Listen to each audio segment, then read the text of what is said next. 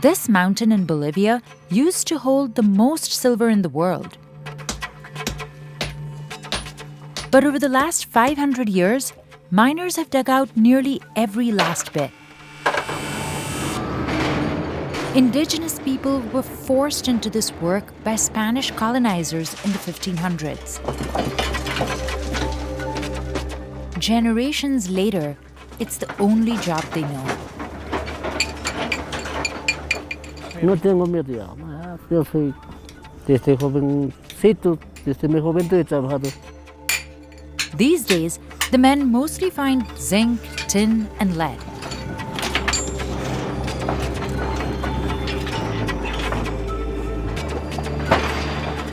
But the non-stop mining has left this 15,000-foot mountain porous and unstable.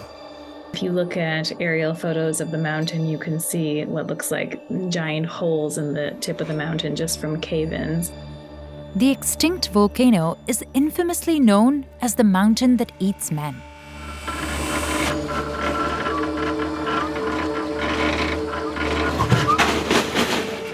Es agotadores, no se puede aguantar, pero nosotros aguantamos.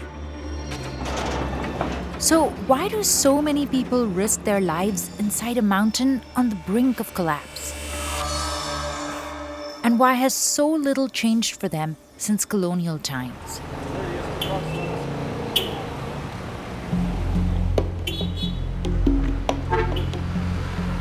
At 13,000 feet, Potosi is one of the highest cities on the planet. Cerro Rico, or Rich Mountain, towers over it.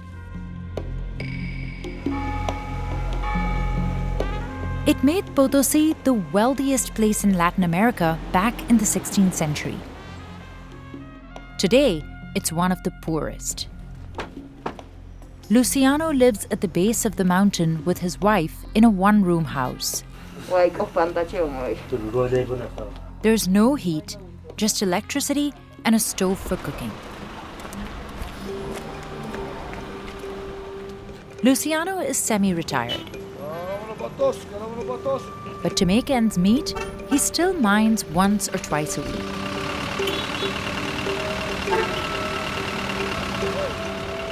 About 40% of Potosi's residents work in mining-related jobs.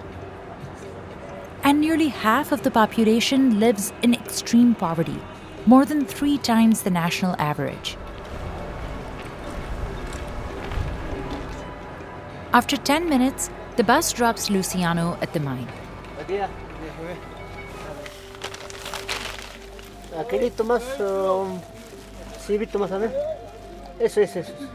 He stocks up on alcohol, and he buys coca leaves that give him energy.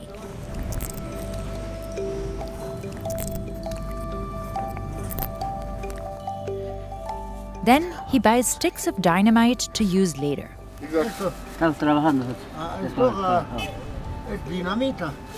There are nearly 500 mines in here, but many are abandoned.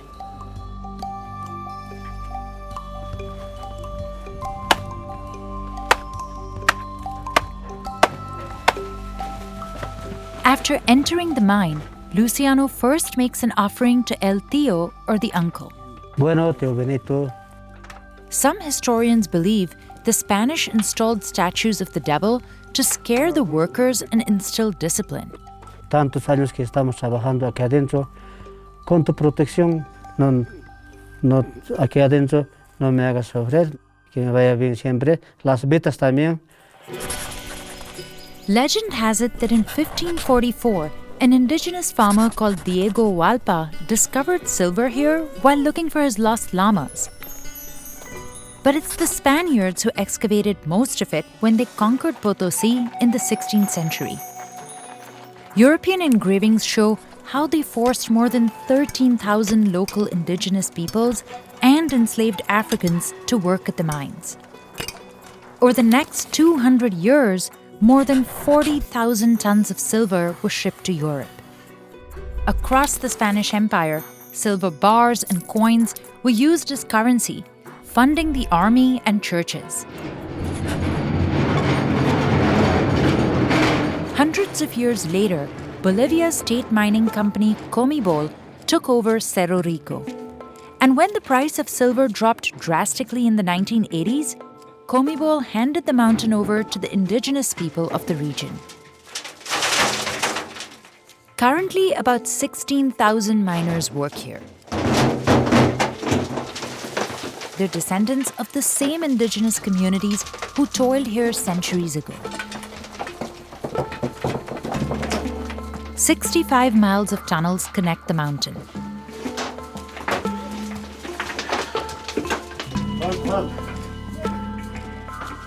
These rails were installed between the 16th and 19th centuries.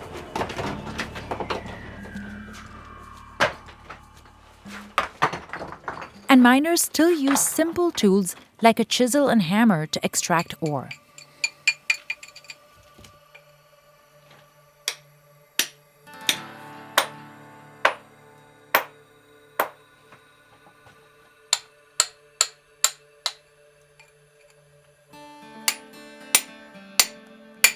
Otros trabajan con manos, otros no. Yo no caso de eso.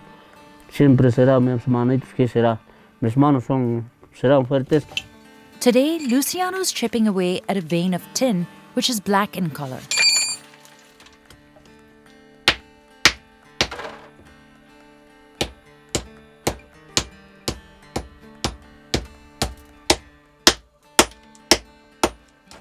Aquí está. Esto ya me sirve a mí. But to find bigger pieces, he has to go deeper into the mountain's unexplored corners. For that, he needs dynamite. Si no hay esto, no recibimos no podemos sacar ningún trozo de mineral de esta piña. Entonces, esto voy a meter al agujero que está al huequito, ahí lo voy a taquear fuertecito, entonces ahí va a reventar, lo va a botar a esta piña. Luciano has to act fast since he's competing with other miners. Por otro lado, con perforación al trabajo, rápido lo pelean, listo, que tenían ahí pelean.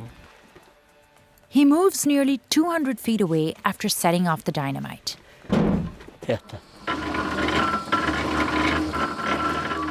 Workers collect the broken rocks into sacks that can weigh up to 90 pounds. An elevator pulls the minerals up to where the mining carts are.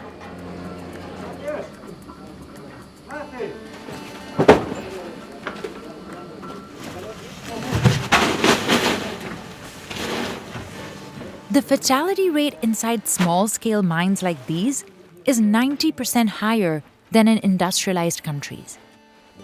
Fuertes que somos, no sentimos así por así, ni el dolor, un poquito nos rasmillamos, no pasa nada, ya, seguimos.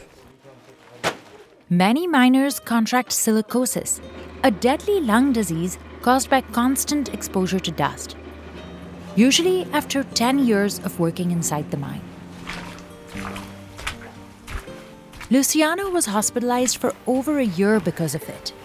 De todo ya lo siento, no estoy ya en mi cabalidad como antes, ya no trabajo. Tengo agitación hasta de mis vistas. Luciano is 52, but most workers don't live past the age of 40. Luckily, he gets health insurance because he's part of one of the many cooperatives that control the mines. Each co-op has anywhere from 50 to 1,000 members, and they're all indigenous. Miners pay mostly monthly dues and a one-time membership fee that can cost up to $1,000. Members can also hire contractors to work on their behalf. Sometimes these are other members of the mining cooperative, but sometimes they're day laborers. And the whole group works together following, for example, one vein of zinc or complejo, the mixed ore vein. The biggest benefit of cooperatives is that miners can keep whatever they find. They could make a ton of money, enough to put themselves or their kids through school. They're children will still inherit their membership in the cooperative, but instead of actually going underground and mining themselves, they only hire out day laborers to work on their behalf. But day laborers aren't a part of cooperatives and don't get any benefits, only a daily wage as little as $10 US. Luciano can make about $70 on a good day, mining lead, zinc, or tin. These days, he rarely comes across silver. Most of it was exploited by 1825. But sometimes he can find traces of it in rocks. Ahí está la plata. Esto clarito está que decimos zinc.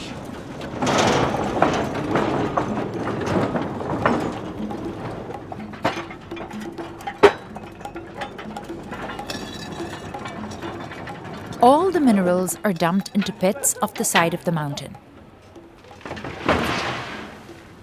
They're sorted and then sold to middlemen who are buyers for foreign companies. Trucks transported out of Bolivia, which is landlocked, to ports in neighboring Chile. Then the unrefined minerals are shipped overseas. In 2021, Bolivia sold nearly $1.3 billion worth of zinc. Its uses include cars, batteries, even paint and rubber. Most of it ends up in South Korea, where it's processed at factories.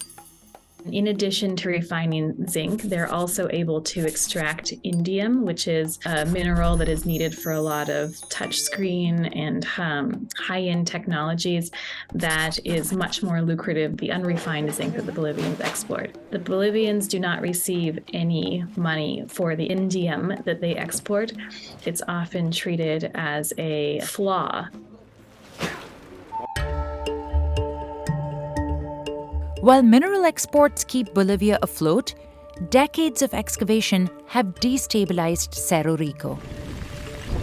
Now, it's slowly sinking because of mining at the very top.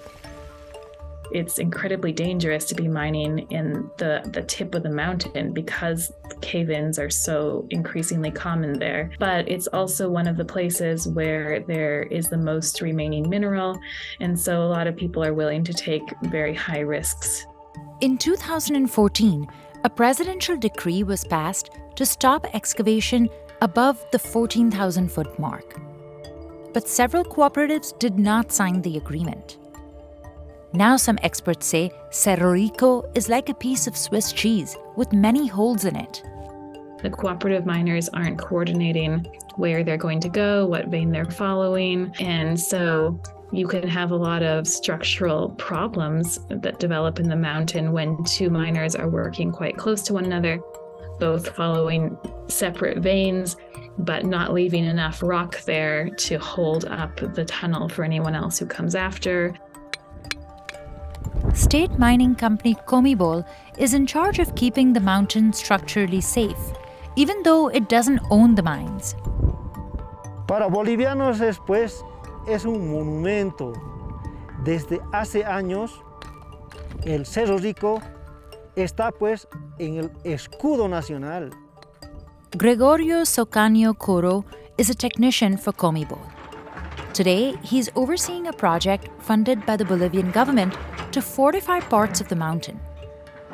They're pumping cement into the peak to stabilize the shaky rocks. Nosotros estamos haciendo lo que es relleno seco de emergencia para evitar los deslizamientos laterales para que no se engrande el diámetro de los hundimientos. Gregorio wants Cerro Rico to continue to be a source of pride for Bolivians. But today, it is an endangered World Heritage Site. And the livelihoods of thousands of locals are at stake. Bueno, los mineros en el interior del Cerro Rico trabajan casi los 24 horas. Es sostén económico para Potosi.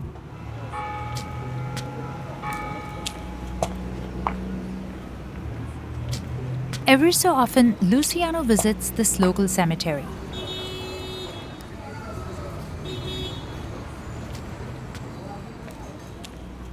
Aquí está solo de una cooperativa, todos los mineros que están, estos mis primos de mis pueblos, los ex trabajadores. Today, he's paying his respects to his late cousin Zacharias. Buen trabajador, buen pero por esto todo hacer este compañero me ha enseñado a mí trabajar como. Zacarías es la hermano, primo, protéjame.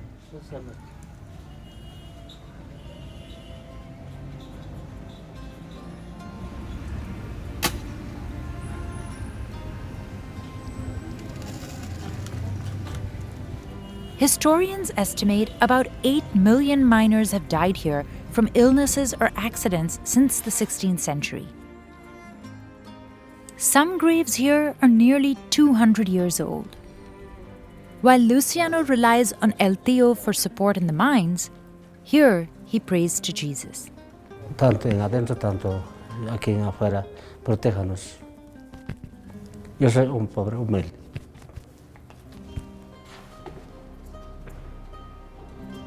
Meanwhile, Cerro Rico continues to loom over the city, a source of pride, fear, and sorrow for Bolivians.